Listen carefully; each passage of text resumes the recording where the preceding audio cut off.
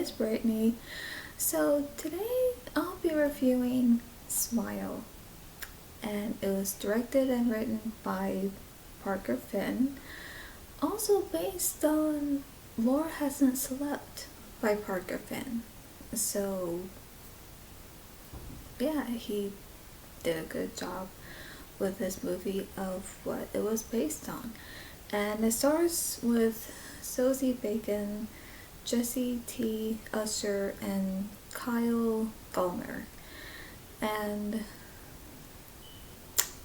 with this movie, so Sosie Bacon, she plays a therapist at a psychiatric ward, and her graduate came to see her because she had witnessed her art professor that committed suicide in front of her, and so she had came to her to tell her that she's been seeing this thing that looks like her former art professor, and this thing is telling her, been taunting her and been telling her that she's going to die.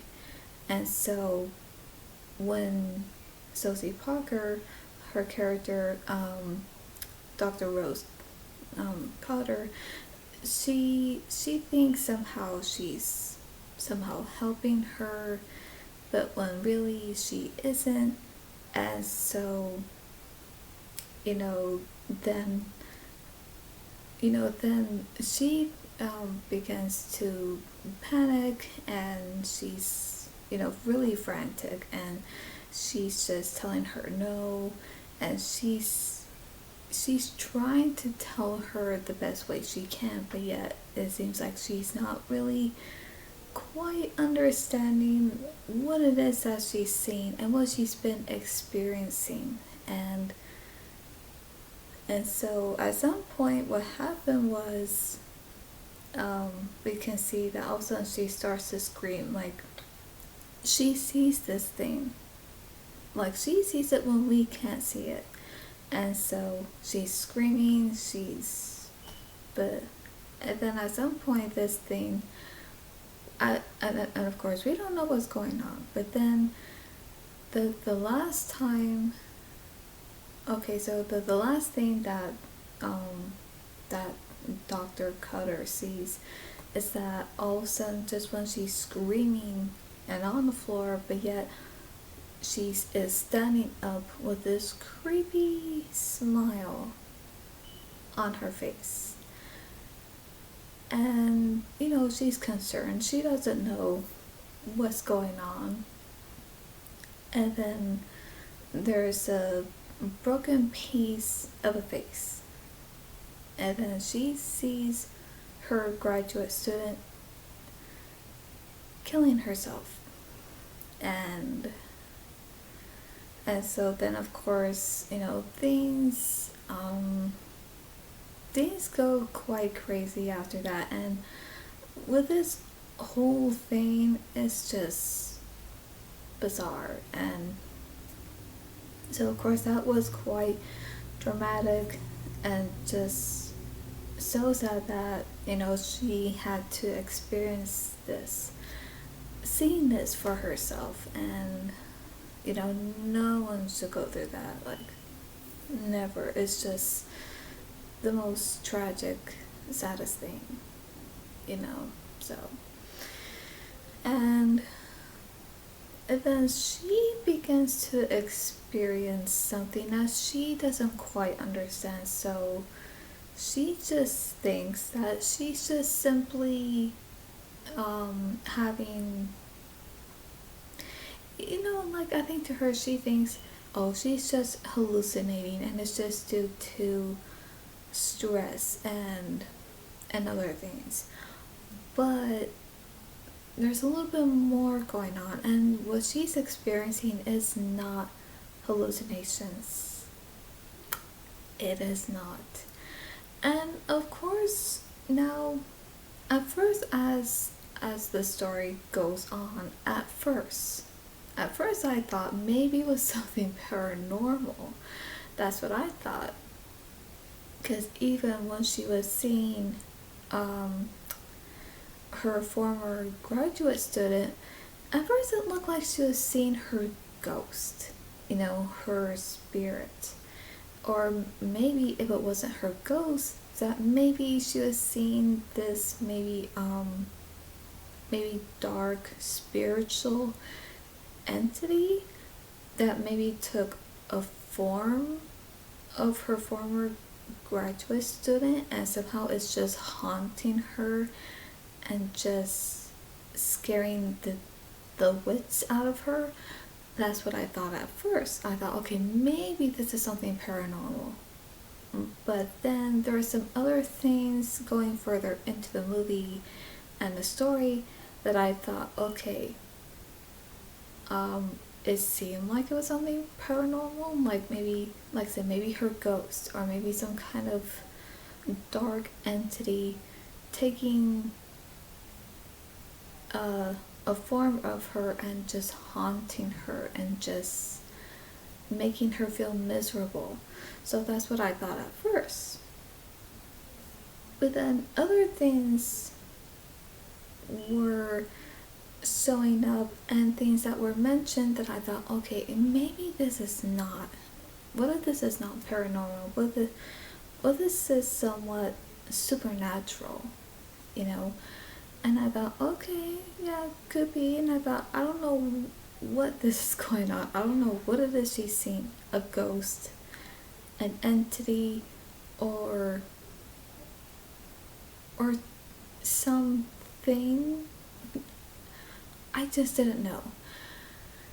So, of course, as we get further into the movie and the story, we come to find out that actually this was going on before, and that whoever sees this thing, it's kind of like this thing takes form of a person who had died by committing suicide, and they just taunt the person and tell that person that they're gonna die, and then when they do die is because they take their own life. And to me, that's just, so horrible. It's like, that's like the worst. So yeah, and now it does have jump scares, but these jump scares really, I did not saw coming, and really made me jump out of my skin. So this one really creeped me out, especially the whole standing and head down and the creepy smile.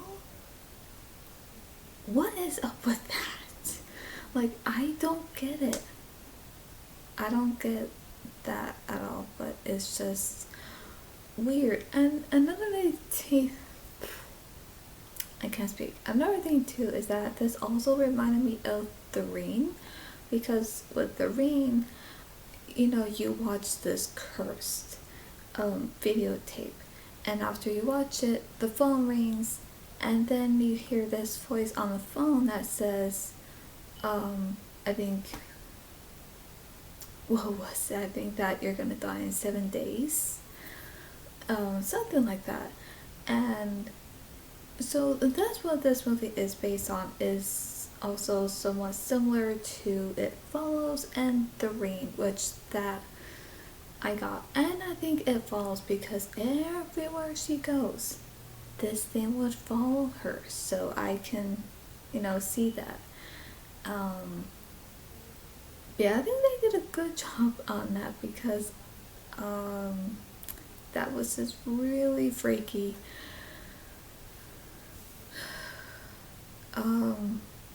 So yeah, and what she had found out is that that there was one person that actually has survived this, and the only way a person can survive this is if they see this thing, but then they have to be the one to kill someone in front of someone else. So it's like someone has to witness to this person. It's kind of like whoever's seeing this thing, if they kill someone, there has to be a witness there, because whoever is witnessing this, then that curse will pass on to them, and then that person who committed the crime will no longer be haunted by this thing.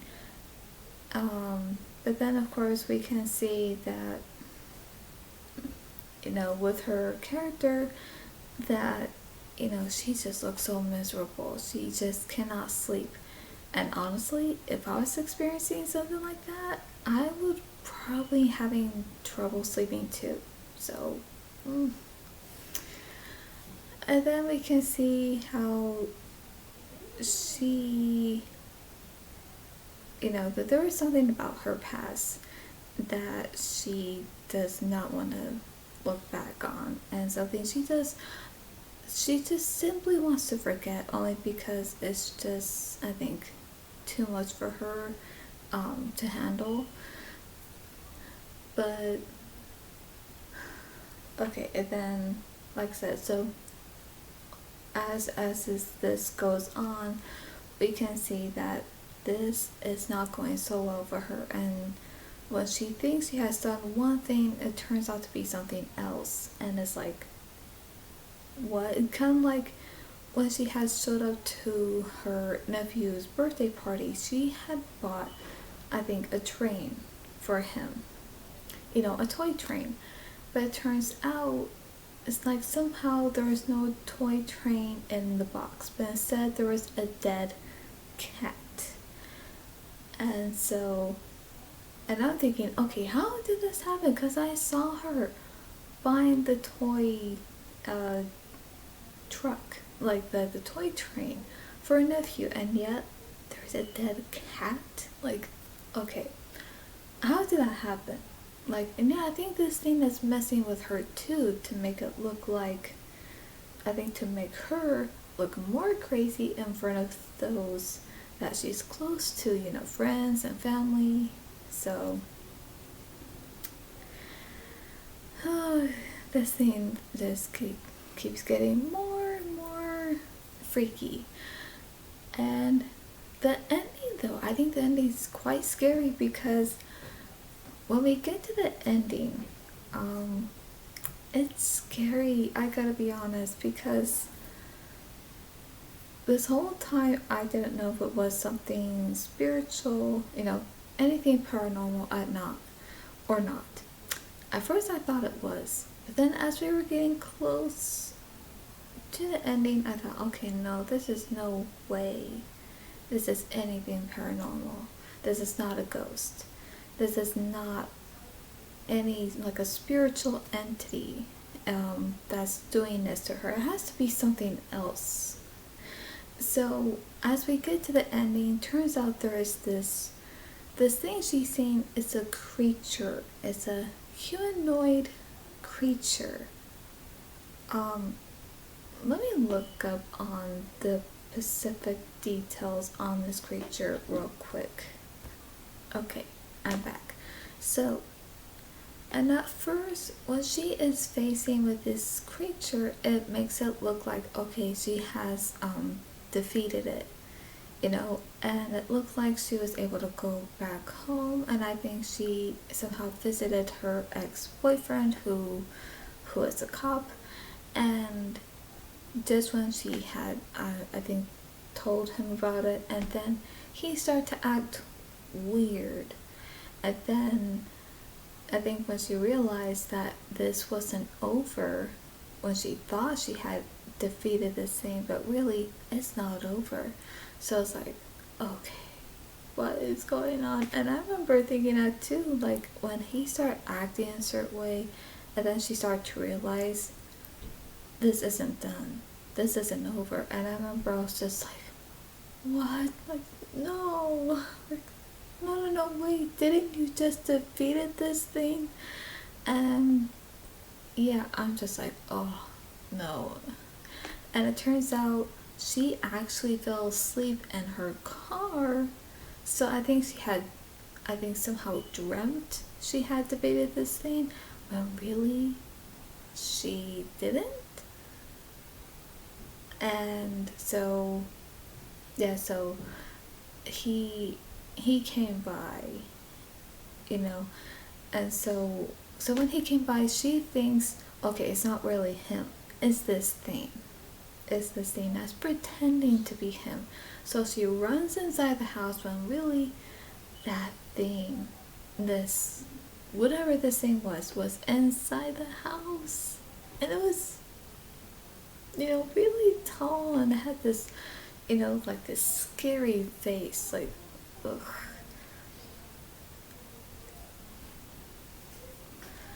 I did not like that, but yeah, I remember thinking, oh damn, like, no, not good.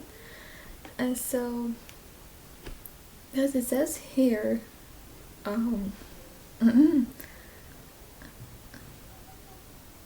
okay,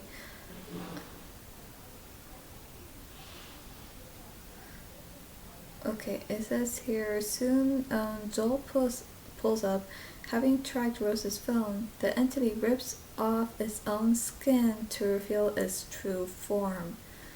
Uh,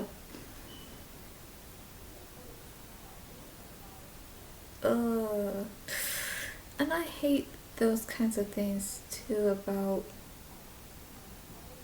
you know, ugh, what I just read. Ugh, I don't like that.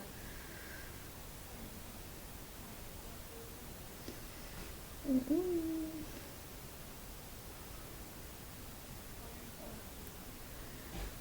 I'm so sorry.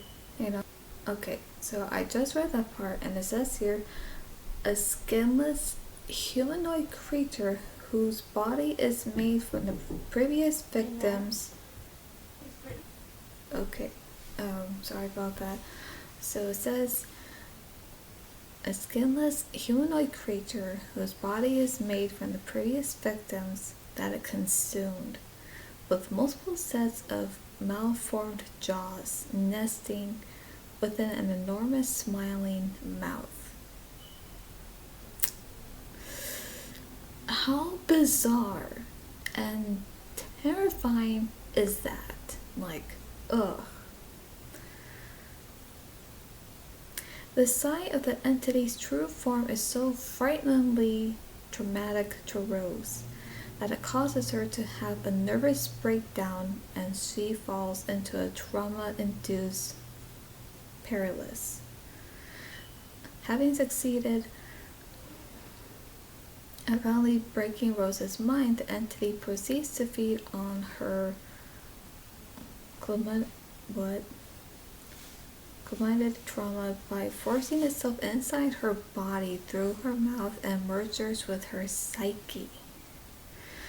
Joel breaks down at the front door only to see Rose set herself on fire with a smile, passing the curse on to him. Okay, the way it describes this creature, humanoid creature, like I said, it's bizarre. It's terrifying. Ugh, it's so unsettling. And honestly, because I had seen this not too long ago, so when I first watched this, those jump scares just really got me. I pretty much jumped out of my skin. And the way this humanoid creature looked, the way it described, I was so scared that I pretty much froze in fear, and I really felt like I wanted to scream by the side of it, but I couldn't. I felt like I was screaming on the inside, but nothing was coming out because I pretty much just froze. So that's how scared I was of this thing. But I would say this actually did turn out to be this is a good movie. So I would just say, and I do like her performance of the character and how creepy and unsettling of this thing, which was like a very eerie tone and very, like I said, very freaky. Um, it really did a good job, like having me scared all the way through, and even within those parts where you don't know when it's gonna show up, but then when you see its true form, it pretty much probably leaves you speechless and thinking like how terrifying this creature is. So to rate this, I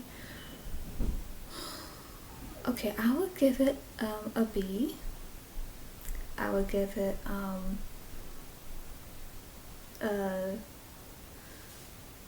6.9 out of 10. I would give it um 3 stars because I think it turned out good, but wow. And um and I would say 60%. So that's my review and rating on Smile. And yeah, I don't like that creepy smile. So it's like this curse that gets passed down. So, and I would say it's this very crazy curse, just like the ring. So it's like,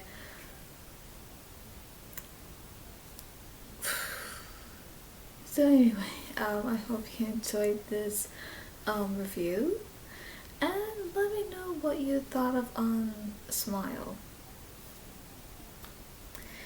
I thought it was very creepy and very terrifying at the end, but I thought it turned out good. But I'm not sure if I'll watch it again. Maybe like in October. But yeah, so that's pretty much it. That's all for today, and I'll see you at the movies.